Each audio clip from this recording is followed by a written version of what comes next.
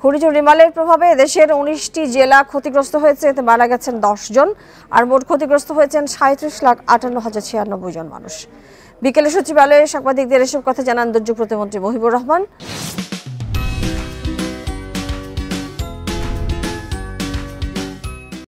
প্রতিমন্ত্রী জানান, ঘূর্ণিঝড়ের ফলে পুরোপুরি বিধ্বস্ত হয়েছে 36,500 ঘরবাড়ি আর আংশিক বিধ্বস্ত হয়েছে 1,14,992টি ঘর।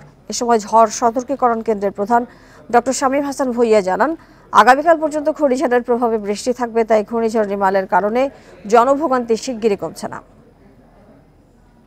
ক্ষতিগ্রস্ত উপজেলার সংখ্যা 160টি এবং ইউনিয়ন ও পৌরসভার সংখ্যা 914টি।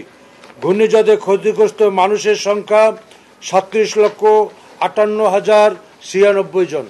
সম্পূর্ণভাবে বিধ্বস্ত হয়েছে 35,483টি ঘরবাড়ি এবং আংশিকভাবে বিধ্বস্ত হয়েছে 1,14,992টি ঘরবাড়ি।